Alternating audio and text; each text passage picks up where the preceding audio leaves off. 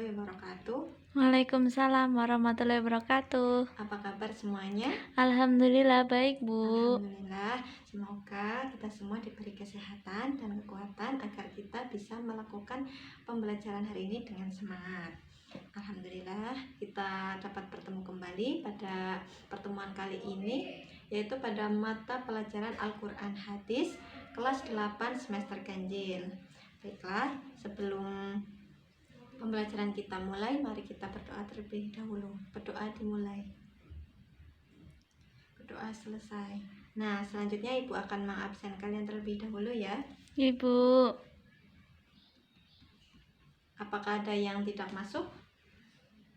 Alhamdulillah masuk semua, Bu. Alhamdulillah, berarti nihil ya. Ibu, Nah, pada pertemuan minggu lalu kita telah membahas tentang apa? rezeki, Bu. Ya, dan masih pada ingat ya, kemarin kita telah membahas tentang rezeki. Nah, pada pertemuan kali ini kita akan masuk pada bab 3, yaitu membahas tentang kebahagiaan si yatim adalah kebahagiaanku. Nah, pada bab ini ada 3 poin yang akan kita bahas, yaitu yang pertama tentang pengertian kepedulian sosial, yang kedua yaitu Quran Surat Al-Kautsar dan Quran Surat Al-Ma'un tentang kepedulian sosial, dan yang ketiga hadis tentang tolong-menolong dan mencintai anak yatim. Adapun tujuan pembelajaran kali ini yaitu dapat menjelaskan pengertian kepedulian sosial, kemudian dapat memahami isi kandungan Quran Surat Al-Kautsar dan Al-Ma'un tentang kepedulian sosial. Yang terakhir yaitu dapat memahami hadis tentang tolong-menolong dan mencintai anak yatim. Nah, mengenai materi tentang kepedulian sosial, nah semisal teman kalian ada yang sedang kesusahan, sikap kalian itu bagaimana? Harus menolongnya, Bu. Ya, benar sekali. Nah, kalau ada teman kita yang sedang kesusahan, kita sebisa mungkin menolongnya. Kalau teman kita ada yang sakit, kita mendoakan atau kita menjenguknya.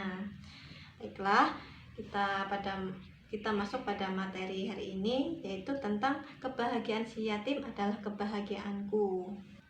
Ya, kita masuk pada materi pokok yang pertama, yaitu tentang kepedulian sosial. Apa sih kepedulian sosial? Kepedulian sosial itu berarti memperhatikan atau menghiraukan orang lain. Nah, kepedulian sosial itu bukan berarti kita mencampuri urusan orang lain. Lebih dari itu, untuk membantu menyelesaikan permasalahan yang dihadapi orang lain dengan tujuan kebaikan. Nah, mengapa manusia itu memiliki kepedulian sosial? Ya, karena manusia adalah makhluk sosial yang senantiasa menjalin kerjasama dengan orang lain. Nah, kerjasama itu sendiri akan menimbulkan hubungan harmonis manakala masing-masing pihak itu memiliki kepedulian sosial. Dalam Islam sendiri, kepedulian sosial sangat dianjurkan sebab mempunyai dampak yang sangat positif. Dampak tersebut antara lain terwujudnya sikap tolong-menolong sehingga menumbuhkan kerukunan dan kebersamaan.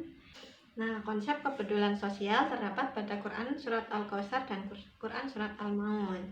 Nah, kalian pasti sudah hafal kan Surat Al-Kautsar? Ada yang mau membantu membacakan Surat Al-Kautsar dan artinya? Coba. Saya, Bu. Ya, baik, Mbak Lisa, coba. Ya. Bismillahirrahmanirrahim. Inna a'tainakal kautsar fasholli lirabbika wanhar inna saniyaka huwal abtar. Artinya, sesungguhnya kami telah memberikan kepadamu nikmat yang banyak.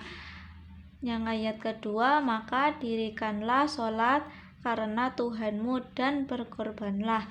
Yang ketiga, sesungguhnya orang-orang yang membenci kamu dialah yang terputus. Sudah, Ya, Bu. terima kasih Mbak Lisa. Nah, dalam surat Al-Kautsar sendiri itu dijelaskan, ayat pertama itu menjelaskan nikmat Allah Subhanahu wa taala yang melimpah yang telah diberikan kepada Nabi Muhammad SAW. Kemudian ayat yang kedua yaitu memerintahkan sholat dan berkurban sebagai bentuk rasa syukur atas nikmat yang melimpah. Kemudian ayat yang ketiga yaitu menjelaskan orang yang membenci Nabi SAW akan terputus dari rahmatnya. Alhamdulillah ya.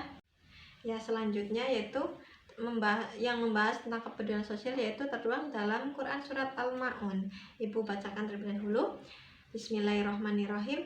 Ara'aital ladzi yukadzibu biddin fadzalikal ladzi yad'ul yatim wa la yahudu 'ala tu'amil miskin fawailul lil musallin alladzina hum 'an shalatihim sahun alladzina hum yura'una wa yamna'unal ma'un. Yang artinya, tahukah kamu orang yang mendustakan agama? Itulah orang-orang yang menghardik anak yatim dan tidak memberi makan orang miskin. Maka kecelakaanlah bagi orang-orang yang sholat, yaitu orang-orang yang lalai dari sholatnya, orang-orang yang berbuat ria dan enggan menolong dengan barang berguna. Nah, dalam Quran surat Al-Ma'un sendiri itu menjelaskan ayat 1-3 tentang pendusta agama. Siapa pendusta agama itu? Mereka orang-orang yang menghardik anak yatim dan orang yang enggan memberikan makan kepada orang yang miskin. Kemudian ayat 4-7 menjelaskan perihal orang-orang yang melaksanakan sholat tapi mendapat celaka. Mengapa mendapat celaka? Karena disebabkan mereka lalai atau mengabaikan waktu sholatnya.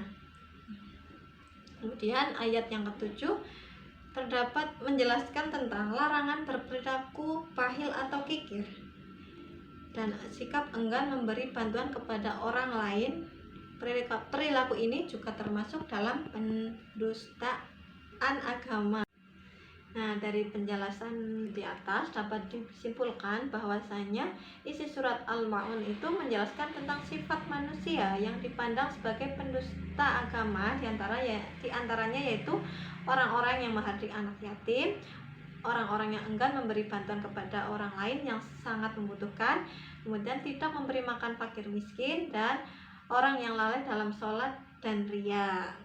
Nah, jangan sampai ya kita termasuk ke dalam orang-orang yang mendustakan agama. Nah, kita masuk pada materi yang ketiga, yaitu hadis tentang tolong menolong dan mencintai anak yatim. Kita bagi 2 kelompok ya. Untuk yang sebelah kanan itu kelompok 1, untuk yang sebelah kiri kelompok 2. Nah, untuk yang sebelah kanan dicatat ya, Ibu. Carikan hadis tentang tolong menolong dan artinya, kemudian kasih kesimpulan.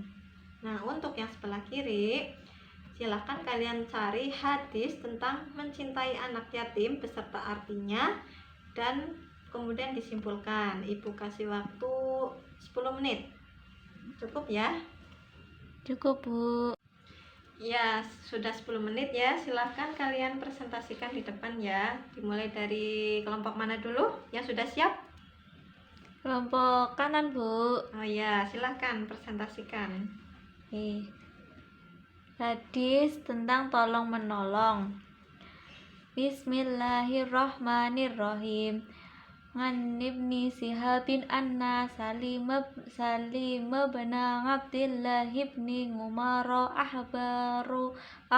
ahbarahu anna Abdillah ibni Umar ahbaru anna Rasulullah sallallahu alaihi wasallam qala al-muslimu ahul muslimi la yadlimuhu wa la yuslimuhu man kana fi hajatin ahihi kana Allahu azza wa jalla fi hajatihi wa man farraja an muslimi kurbatan farrajallahu anhu biha kurbatan min kurabi yaumin qiyamati wa man satara musliman satarahullahu azza wa jalla yaumal qiyamah.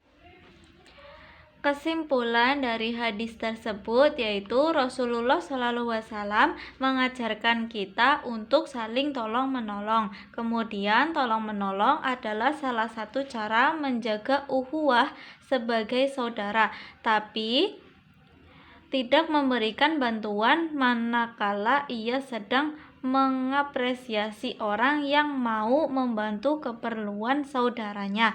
Seorang yang mau melepaskan kesusahan orang lain, ia akan dilepaskan kesusahannya di hari kiamat. Dan orang yang suka menutupi orang lain, aibnya pun akan ditutupi oleh Allah Subhanahu wa taala pada hari kiamat. Sudah, Bu. Ya, beri tepuk tangan untuk kelompok sebelah kanan. Yeay. Ya, selanjutnya kelompok sebelah kiri, silakan dipresentasikan. Baik, Bu. Hadis mencintai anak yatim. Bismillahirrahmanirrahim. An Sahli bin Sa'din qala Rasulullah sallallahu alaihi wasallam, ana wa kafilul yatimi kahabaiti fil jannati hakada wa asara bis sababati wal wusta wa asara bainahuma.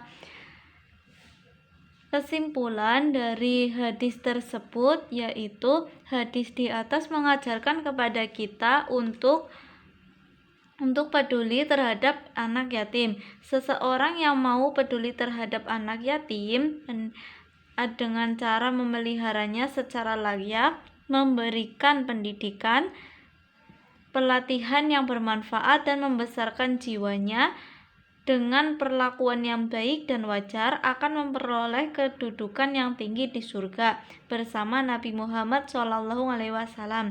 Kebersamaannya di surga Rasulullah SAW digambarkan layaknya kedekatan antara jati telunjuk dan jari tengah. Ya, beri tepuk tangan untuk kedua kelompok kita. Ya, benar sekali, tadi sudah dijelaskan ada dua hadis, yaitu tentang tolong menolong dan mencintai anak yatim. Nah, kita sebagai manusia harus saling tolong menolong, entah itu tanpa mengenal siapa orang itu ya. Nah, kemudian kita itu diperintahkan untuk mencintai anak yatim. Nah, kita sebagai manusia juga harus menyayangi anak yatim, karena pahalanya orang yang mencintai anak yatim, orang yang mengurusinya itu sangat besar. Nah, dan Allah Subhanahu wa taala menyukai rumahnya orang yang di dalamnya terdapat anak yatim. Ya, sampai sini apakah ada yang ditanyakan? Tidak, Bu. Sudah paham ya kalian semua, kan sudah pintar-pintar. Untuk kesimpulan, bahwasanya kita telah belajar tentang kepedulian sosial yang tertuang dalam Quran surat Al-Kautsar dan Quran surat Al-Ma'un. Kemudian kita juga disuruh untuk tolong menolong dan mencintai anak yatim, karena keutamaan orang yang mencintai anak yatim adalah ia akan berada di surga bersama Rasulullah. Kedekatannya diumpamakan jari telunjuk dan jari tengah. Barang siapa yang menutupi aib seorang muslim, maka Allah menutupi aibnya di dunia dan akhirat. Untuk evaluasi, nanti kalian kerjakan buku paket halaman 78 ya, yang soal isai. Baik, Bu. Untuk mengulas kembali, Ibu ada satu pertanyaan. Enggak banyak kok. Tadi surat apa yang menjelaskan tentang kepedulian sosial? Al-Kautsar. Terus yang satunya lagi? Al-Ma'un. Ya, berarti sudah paham ya.